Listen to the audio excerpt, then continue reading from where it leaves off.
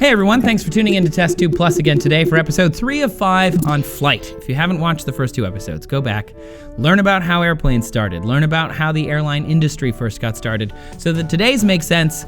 Today we're talking about the infrastructure of aviation. So we've learned already about how they fly and what constitutes an airplane in the first place, and Wilbur and Orville and all of them. But today we're talking about the infrastructure of this whole new airline industry. So before we start talking about what specifically air traffic controllers do, we kind of got to define more about their workplace, right? What is an airspace?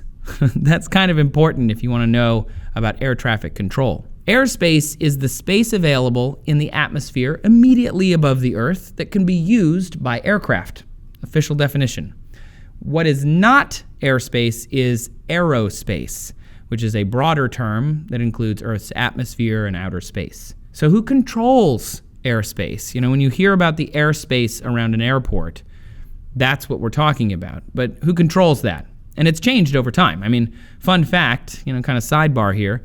In the Middle Ages, this was actually a pretty easy question to answer. I mean, there are no airplanes, right? For instance, in England, there was a Latin phrase that I can't even pronounce. I tried it. It's bad. And it means, he who owns the soil owns up to the heavens. And this was the law for centuries. It was essentially like, if you have a farm, the only thing that stops you from owning that all the way up is God.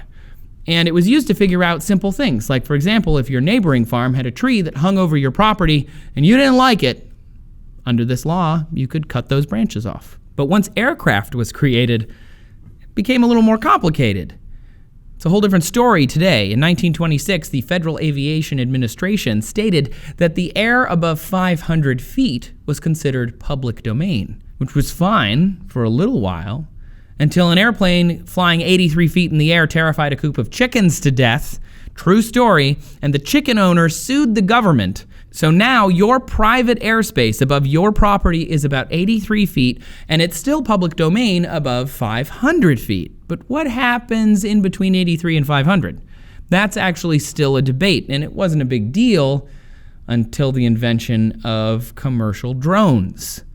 But we'll save all of that. That's like a whole other episode. So above 500 feet isn't really a free-for-all anymore necessarily. Imagine driving a car forward, backward, up, down, left, right, down, A, start, whatever. This is where air traffic controllers come in. It gets more and more complicated the more things that you add, and you can't just drive in a straight line in the air. There are over 87,000 planes flying every day in the United States alone, and we need an army of air traffic controllers to make sure that everyone knows where those planes are, where they're going, and that they're not going to hit each other. I say army because there are actually a lot of people involved, a lot of groups involved, and a lot of that technology was created and popularized during the World Wars. Many of us are familiar with the tower controllers and the tower at the airport, right? They're in a lot of movies, and they're the most visible group at the airport. It's the highest thing up there. The reason it's a tower is so that they're able to see down over the runways and the taxiways of the airport, and also into the airspace immediately surrounding the airport. They monitor the approaching aircraft, the departing aircraft, where all of the aircraft in their airspace are, and depending on how well equipped some airports are, they have access to surface movement radar systems that ping all of the planes and ground vehicles that are in their space. We'll come back to that though. So say there's a plane on the ground at LAX, the airport in LA. The tower is watching it. They say, cool, take off. Once the plane is in the air, the tower doesn't control that plane anymore. But it doesn't just get to do whatever it wants. The tower passes responsibility to the departure controller. These are called Terminal Radar Approach Control, or TRACCON. It's not actually at the airport, it's nearby.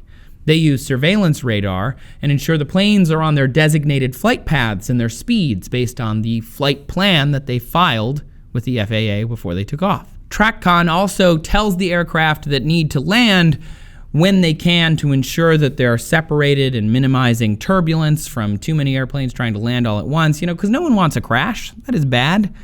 And the most dangerous time for an airplane is during takeoff or landing. After TRACON, the Area Control Center, or ACC, takes over the airplane flying out of LAX, and they monitor the aircraft's flight through remote radar stations. And depending on where the aircraft is going, the traffic control responsibility could be passed to more than one ACC. Say it's traveling from LA all the way to Tokyo. They're going to have different ACCs than if you're flying from LA to Chicago. As it approaches the designated airport, say in Chicago, TRACON takes over again and then passes it back to the tower, who can help it get to its designated gate. Basically, a plane is never up there alone. They're being guided and shepherded along the entire way. Someone is watching, and not just watching them, but all 87,000 planes, which means you need a lot of people doing that. But now that you know what they do, what tools are they using to do it, right? How do they follow these planes around? There's radar technology, which is actually an acronym, maybe you didn't know, for radio detection and ranging. Radar came about in the World War II time period, and it was popularized then, but as you can imagine, it wasn't as good as it is now. And they served more as warning systems, or now known as primary surveillance radars, or PSR. They alerted operators of flying objects in the radar's field of view. And like in Pearl Harbor, for example, in 1941, they spotted the Japanese attack coming using radar, but they were kind of like, well, this doesn't really do that much. They didn't perfect radar until later. It just was this kind of echo on this screen. Who knows what that means? The system emits a continuous radio signal, and it bounces off stuff like bats. But you couldn't really see what it was bouncing off. The echoes couldn't gauge the size of the flying object, calculate the speed, know the altitude. They could just tell something was there. But there are some advantages. The primary surveillance radar would be totally separate from the plane. So you can just put it on the ground somewhere and ping whatever's in the air. It doesn't have any action from the pilots. It doesn't require any technology on board the aircraft. Today we use something called secondary surveillance radar, which sends a radio signal to a transponder found on the airplane. So rather than simply bouncing the radio waves off of the skin of the plane, you can transmit a radio signal at the plane, and then the plane pings back, telling the original station the location of the plane, the tail number, the flight number, status, etc., etc., etc., which is really nice, but does require a little more complication. There's also surface movement radar. You might remember that from earlier. It's tracking all of the stuff on the ground actually at the airport. And some of the airports use technology similar to the transponder system, where it's pinging all of the different support vehicles and all the planes all around the airport. They know where everything is. And newer systems, called an airport movement area safety system, warns controllers of potential crashes automatically, or those are also called runway incursions. All of these things are designed to keep track of all of these moving parts. An airport is a very complicated thing. Think about all these little teeny trucks and all of the people in the baggage carts and all of these giant, very expensive, very fragile planes driving themselves all over this space, and there's things in the air above it. So because of all of this stuff, air travel has been made much, much safer. People are watching each other. So thanks again to Boeing for helping to sponsor this series of Test Tube Plus this week. Boeing, building the future, 1 century at a time. Do you have a favorite or least favorite airport? I really, really hated an airport that I went to in North Carolina. I'm not going to say what one because I think it's mean, but it was so small and I had to leave security and then go back into security, and all I was doing is changing gates. It was weird.